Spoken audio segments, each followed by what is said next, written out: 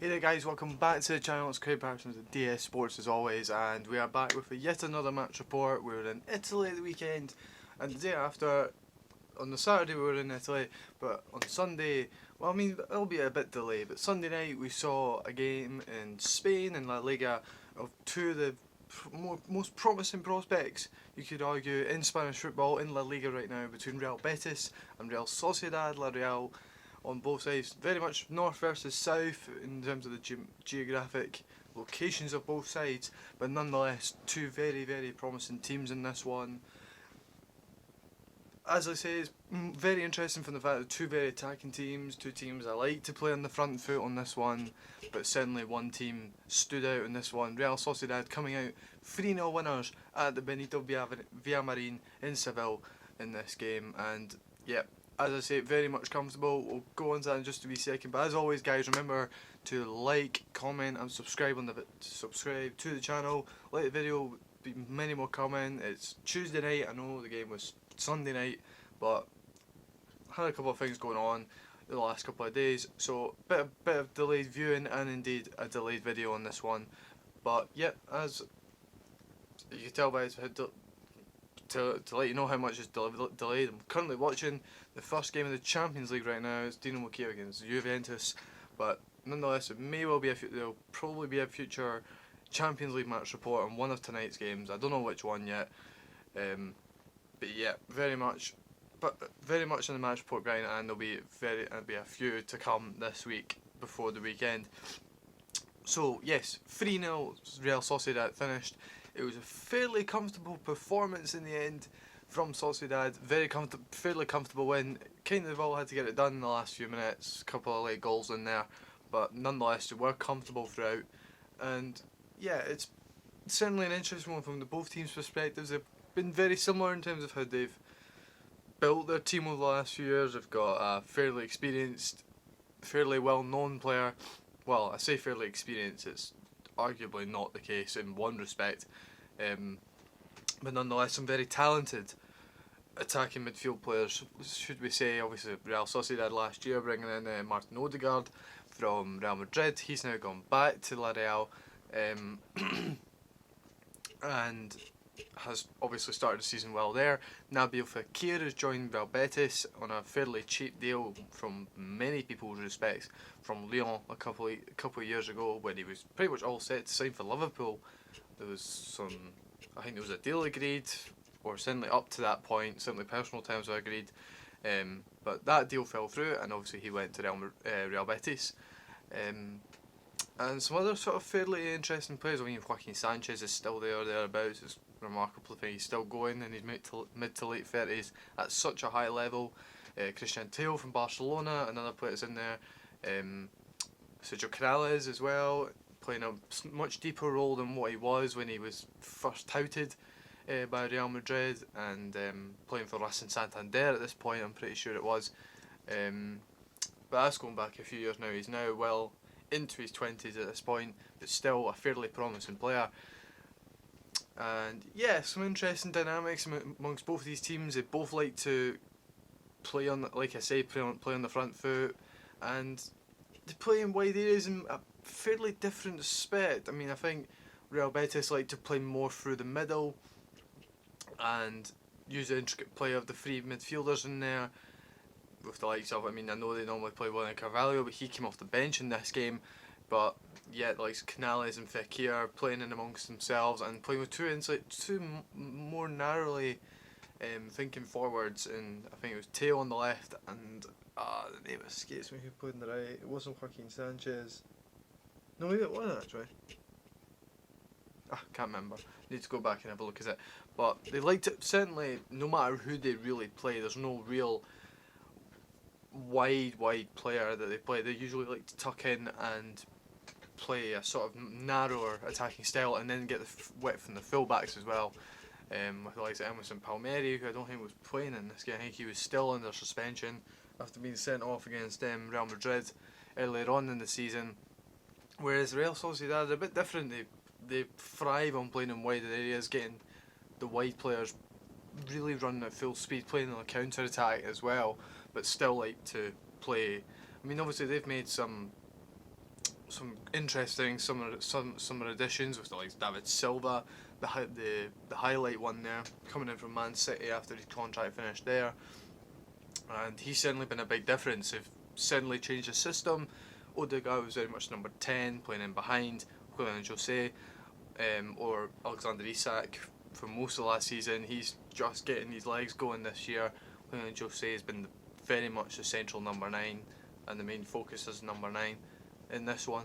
And yeah, as a result of what they've been back and Silva coming in, they've dropped the number 10 back and played a more sort of conventional free in midfield, we would say, and played a more 4-3-3 with Porto and Oyarzabal playing on the wings in this one, and also with Moreno coming a little bit further forward and playing alongside David Silva as the two sort of number 8s in there, with arguably similar roles. You could say that Moreno is a bit of sort of the deeper line one, where Silva will obviously look to play in the pockets in front of the back four of the opposition back four, should we say, and look to link play up to either the tucking in wide players or indeed to Willian Jose as well.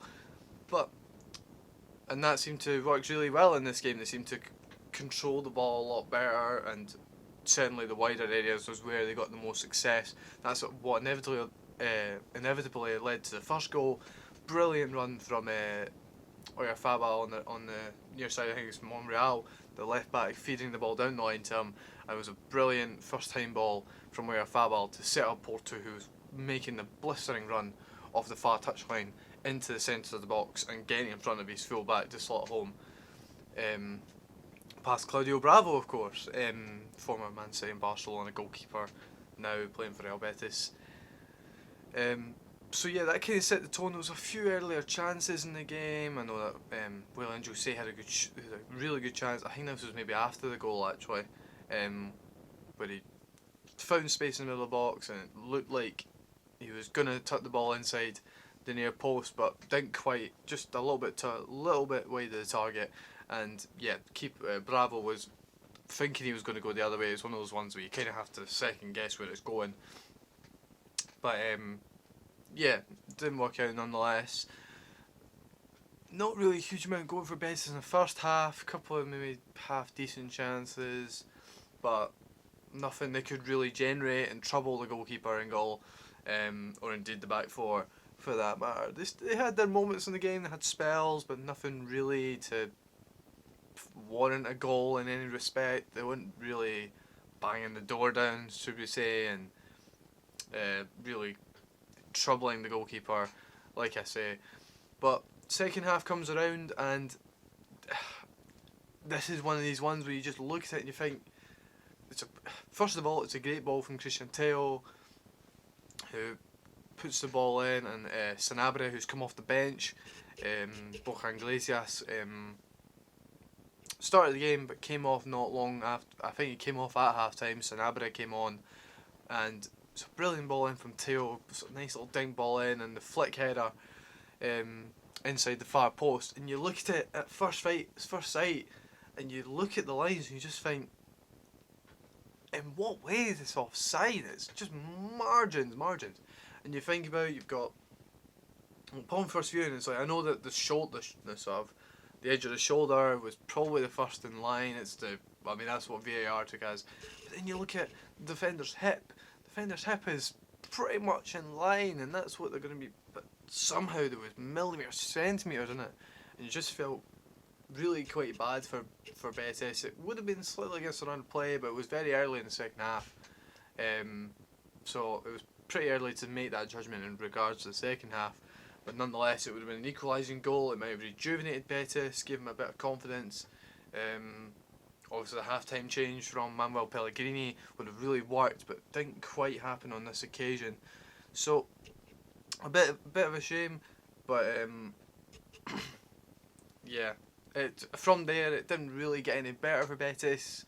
Sociedad started to take a bit more control of the game. It was not so much in the final third as where the opportunities were happening. It was where the play was. It was so much in the middle of the park and sort of integral stuff. It wasn't really overly exciting. It wasn't exactly end to end as such. It was very much control in the middle of the park and all this kind of stuff. But yeah, 15 minutes to go. Play goes up the park. 15-20 minutes to go. Play goes up the park. Alexander Isak is is on the park at this point. Has replaced Willian Jose, and he did exactly what he had to do. Get in behind the centre backs. That's what he's designed to do. Whereas Willian Jose is very much the target man, and the penalty box striker looking to score goals by any means possible. But Alexander Isak in behind the defence is through on goal, and Mark Bartra is there, very much on him. Is very much the wrong side of Alexander Isak at this point, and yeah, clearly has his arms around him. Alexander Isak doesn't really go down, but it does impede him. Well, he does actually go down. He does lose his balance, but very much arms around the player, disrupts his progress, doesn't get the shot on goal, and loses his balance, and it's a clear penalty for me. Only a yellow card though, perhaps could have been more. It's a bit uncertain whether it could have been a red, but it probably by the law is a red, but it's not. It wasn't in this case. Only a yellow, and Mikel Oyarzabal does slot away the penalty quite comfortably. One of those ones where if the keeper guesses the right way, then he's obviously going to save it, but sends him the wrong way. Doesn't really need to do much more than that. 2-0, you think the game's very much over at this point, and then Adnan Januzaj comes on within the last 10 minutes. I think it's about 7 or 8 minutes to go. Comes on, counter-attacking football, ends up falling to Januzaj, who breaks his way to the byline. It's a brilliant finish from a tight angle. Brilliant, classic finish from that sort of angle into the roof of the net. Don't really give the goalkeeper a chance, and yeah, a good performance from Real Sociedad, and that pretty much propels them up the table. Actually, propels them to the top of the table in this case. After 6 games, there's a few games in hand for like Real Madrid and Getafe. They've both got one game in hand. Granada as well. Barcelona have got 2 games in hand as well, so but at the moment, Real Sociedad top of the table on goal difference ahead of Villarreal. Only 1 defeat from their first 6 for Real Sociedad, so it's a really good start to the season. Whereas Real Betis have not. Well, I say they haven't really got off the ground. They have won 3 out of 6, but have lost the other 3. And the 3-0 defeat didn't really do them any good. And like I say, there's a few games in hand for so they played 6, but the likes of Atletico Madrid, Barcelona, Sevilla all played 4 below them, directly below them for that matter, and yeah, it's not really not the most convincing start of the season for Manuel Pellegrini, but Alaguchi is certainly Algoache is certainly doing a good job. Even Algoache certainly doing a decent job for Real Sociedad, who look to play they'll play the next game in the Europa League this Thursday against Rijeka, and have got Huesca at home, who have been serial draw merchants this season, drawn 5 of their first 6, and then play Napoli in the Europa League next week. So that's very much their big game next week. Upcoming, should win the next 2 games, probably quite convincingly, you would imagine, but you just never know in La Liga. It's a very interesting league nonetheless. Real Betis, they'll travel to Madrid. They'll travel to the red side of Madrid, to Atletico Madrid. So that's going to be a difficult one. Then they play Elche at home, which should be a winnable game, and then go to Barcelona. So next 2 of the 3, you'd be surprised if they get anything out of that. But you just don't know with Barcelona either, and I dare say you'd probably be more convinced by Atletico Madrid winning against Betis and Barcelona. But yeah, certainly not a great result. 2 3-0 defeats in 3 games for them. So yeah, not the greatest sort of form, but started the season really well, but did lose. Obviously lost 3-2 to Real Madrid, then lost 3-0 to Getafe, and then a 2-0 defeat against Valencia. So look to get back and going, but it's certainly not going to be easy for the next few games. I'm kind of rambling on now, so I'm just going to wrap it up here. Like I say, some Champions League match reports will be coming up over the next couple of days.